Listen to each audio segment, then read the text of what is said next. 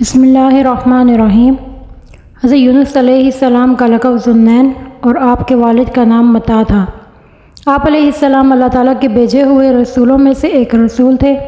اللہ رب العزت نے آپ علیہ السلام کا قرآن مجید میں 6 صورتوں میں ذکر خیر فرمایا ہے اور ایک پوری سورت سورہ یونس آپ کے نام سے نازل فرمائی ہے۔ حدیث رسول صلی اللہ علیہ وسلم میں آتا ہے کہ کوئی یوں نہ کہے کہ میں یونس بن متا سے بہتر ہوں۔ ایک اور حدیث میں ہے کہ ایک یہودی بازار میں سامان بیچ رہا تھا، کسی نے اس کے سامان کی بہت کم قیمت لگائی تو یہودی غصہ ہو کر قسم اٹھاتے ہوئے کہنے لگا، اس ذات کی قسم جس نے موسیٰ علیہ السلام کو سب آدمیوں پر چن لیا ہے، میں اتنی کم قیمت میں یہ سامان نہیں بیچوں گا۔ ایک انصاری نے یہ جملہ سنتے ہی اسے ایک تماچا رسید کرتے ہوئے کہا کہ ابھی تو اللہ کے رسول محمد صلی اللہ علیہ وسلم ہم میں موجود ہیں اور تم موسیٰ علیہ السلام کا ذکر کر رہے ہو۔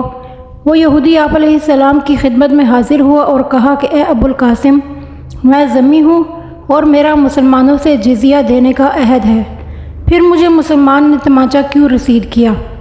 جب آپ صلی اللہ علیہ وسلم کو ساری حقیقت معلوم ہوئی تو آپ علیہ السلام نے انصاری کی اس حرکت پر غصہ کا اظہار کیا اور فرمایا، اللہ کے پیغمبروں میں سے ایک کو دوسرے پر فضیلت نہ دیا کرو، اور میں یہ نہیں کہتا کہ کوئی یونس بن متا سے افضل ہے۔ فرمان الہی ہے، بے شک یونس علیہ السلام رسولوں میں سے تھے۔ اور ایک اور جگہ ارشاد ہے کہ اور اس کے بعد ہم نے انہیں یونس علیہ السلام کو 1,00,000 بلکہ اس سے بھی زائد لوگوں کی طرف رسول بنا کر بھیجا۔ حضرت یونس علیہ السلام موصل کے قریب نینوا بستی کے مکینوں کی رہنمائی کے لیے رسول بنا کر بھیجے گئے۔ آپ علیہ السلام نے انہیں اللہ تعالیٰ کا پیغام سنایا کہ اللہ کی عبادت کرو اور اس کے ساتھ کسی کو شریک نہ ٹھہراؤ۔ آپ علیہ السلام کی قوم بڑی سرکش تھی۔ 33 سال کی تبلیغ کے باوجود بھی انہوں نے اللہ تعالیٰ کی وحدانیت کو تسلیم کرنے سے انکار کر دیا۔ آپ علیہ السلام نے دل برداشتہ ہو کر ان کو اللہ کی طرف سے سخت عذاب کی خبر سنائی، جس پر قوم کے سرکش لوگوں نے آپ علیہ السلام کی باتوں کا مذاق اڑاتے ہوئے کہا کہ اگر تمہارے پروردگار کی طرف سے عذاب آنے والا ہے تو ہمیں اس کا وقت بتاؤ۔ حضرت یونس علیہ السلام نے کہا کہ 3 دن کے اندر تم پر عذاب الہی آ جائے گا۔ حضرت یونس علیہ السلام اپنی قوم کو عذاب کا وقت بتانے کے بعد اللہ رب العزت کی طرف سے ہجرت کا حکم ملنے سے پہلے ہی نینوا بستی سے نکل گئے۔ اللہ رب العزت نے اس بات پر ناراضگی کا اظہار فرماتے ہوئے انہیں آزمائشوں میں مبتلا کر دیا۔ فرمان الہی ہے، مچھلی والے یونس علیہ السلام کو بھی یاد کیجیے جب وہ اپنی قوم سے ناراض ہو کر چل دیے اور وہ یہ سمجھے کہ ہم انہیں نہ پکڑ سکیں گے۔ حضرت یونس علیہ السلام اپنی قوم کو عذاب الہی کی خبر سنا کر وہاں سے چل پڑے تو آپ علیہ السلام کے جانے کے تیسرے دن چاروں طرف سے عذاب الہی کے آثار نظر آنے لگے۔ آپ علیہ السلام کی قوم کے لوگ حضرت یونس علیہ السلام کی تلاش میں نکلے تاکہ ان سے درخواست کریں کہ وہ اللہ رب العزت سے عذاب کو ٹالنے کے لیے دعا مانگیں، لیکن حضرت یونس علیہ السلام انہیں نہیں ملے۔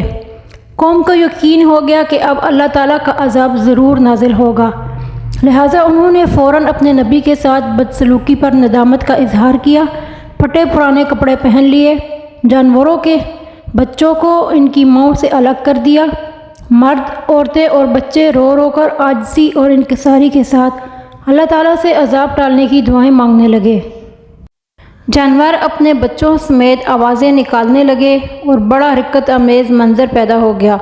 اللہ رب العزت کی رحمت جوش میں آئی اور اس نے قوم میں یونس پر آنے والے عذاب کو ٹال دیا۔ فرمان الہی ہے، کوئی بستی ایسی نہیں جو عذاب الہی دیکھ کر ایمان لائی ہو، اس کا ایمان لانا اس کے لیے فائدہ مند ثابت ہوا ہو، سوائے قوم یونس کے۔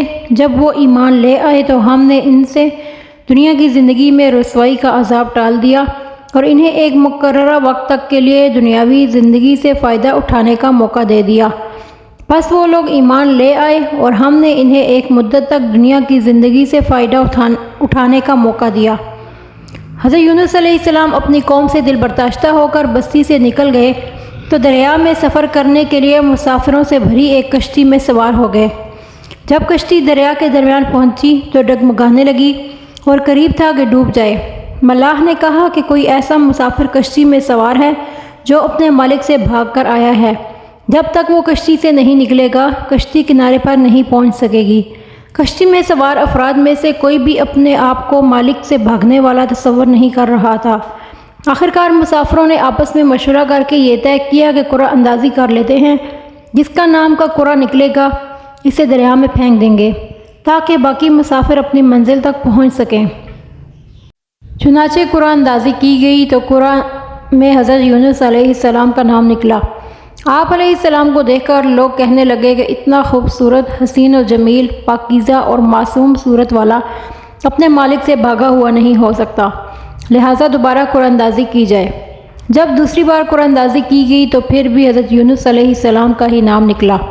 لوگوں نے تیسری بار قرعہ اندازی کرنے کو کہا۔ جب تیسری بار قرعہ اندازی کی گئی تو پھر بھی قرعہ میں آپ علیہ السلام کا ہی نام نکلا۔ آپ علیہ السلام فوراً سمجھ گئے کہ اپنے مالک سے بھاگا ہوا غلام میں ہی ہوں، کیونکہ میں اللہ تعالیٰ کی اجازت کے بغیر اپنی بستی سے نکل آیا ہوں۔ لہٰذا آپ علیہ السلام نے خود ہی دریا میں چھلانگ لگا دی۔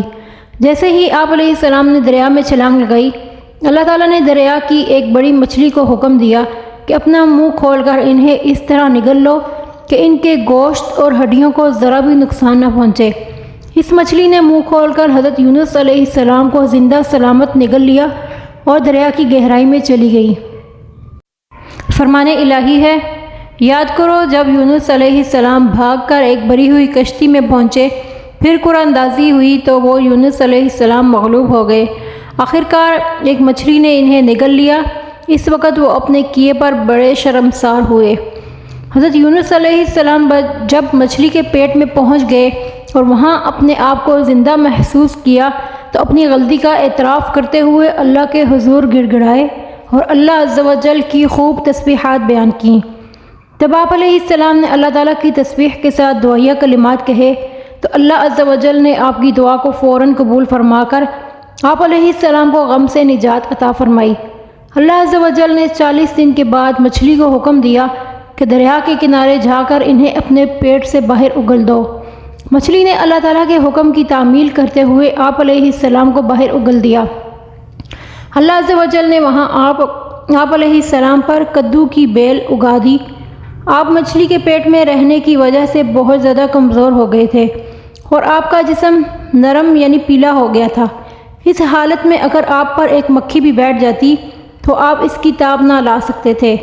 کدو کی بیل کے ساتھ پتے جڑے ہونے کی وجہ سے سایہ گھنا ہوتا ہے اور اس کے قریب مکھی نہیں آتی۔ اس کے ساتھ ساتھ آپ علیہ السلام کے لیے ایک دودھ دینے والی ہرنی کو پابند کر دیا جو صبح اور شام آپ علیہ السلام کو دودھ پلانے آیا کرتی تھی، یہاں تک کہ آپ بالکل تندرست ہو گئے اور جب واپس قوم کے پاس آئے تو دیکھا وہ تو مسلمان ہو چکے تھے۔ فرمان الہی ہے، پس اگر وہ اللہ کی پاکی بیان کرنے والوں میں سے نہ ہوتے تو لوگوں کے اٹھائے جانے کے دن یعنی قیامت تک اس مچھلی کے پیٹ میں ہی رہتے۔ آخرکار ہم نے انہیں ایک چٹیل میدان میں ڈال دیا اور وہ اس وقت بیمار تھے اور ان پر سایہ کرنے کے لیے کدو کی بیل اگا دی۔ ایک اور جگہ ارشاد ہے، مچھلی والے یونس علیہ السلام کو بھی یاد کیجیے جب وہ اپنی قوم سے ناراض ہو کر چل دیے اور وہ یہ سمجھے کہ ہم انہیں نہ پکڑ سکیں گے۔ آخرکار انہوں نے اندھیروں میں اپنے رب کو پکارا کہ الہی آپ کے سوا کوئی معبود نہیں، آپ تمام عیوب سے پاک ہیں، بے شک میں ہی قصوروار ہوں۔ ہم نے ان کی دعا قبول کر لی اور انہیں غم سے نجات عطا فرمائی اور ہم ایمان والوں کو اسی طرح نجات دیا کرتے ہیں۔ بس آپ اپنے رب کے فیصلے تک صبر کیجئے اور مچھلی والے یونس علیہ السلام کی طرح نہ ہو جائیے جب انہوں نے اپنے رب سے دعا مانگی اس حال میں کہ وہ غم سے بھرے ہوئے تھے۔ حدیث پاک میں آتا ہے کہ آپ صلی اللہ علیہ وسلم کو کدو بہت زیادہ پسند تھا۔ آپ صلی اللہ علیہ وسلم کھانے کے برتن سے اسے تلاش کر کے کھایا کرتے تھے۔ یونس علیہ السلام کی دعا یہ تھی، لا الہ الا انت سبحانک انی کنت من الظالمین۔ ترجمہ، اے اللہ آپ کے سوا کوئی معبود نہیں ہے، آپ ہر عیب سے پاک ہیں، بے شک میں ہی ظلم کرنے والوں میں سے ہوں۔ حدیث پاک میں آتا ہے کہ جو شخص کسی بھی معاملے میں اللہ تعالیٰ سے ان الفاظ میں دعا کرے گا تو اللہ عز و جل اس کی دعا قبول فرما لیتے ہیں۔ امید کرتی ہوں کہ آج کی ویڈیو آپ کو پسند آئی ہوگی۔ ویڈیو پسند آئے تو لائک، شیئر اور سبسکرائب کرنا مت بھولیے گا۔ اگلی ویڈیو آنے تک کے لیے اجازت چاہتی ہوں۔ اللہ حافظ۔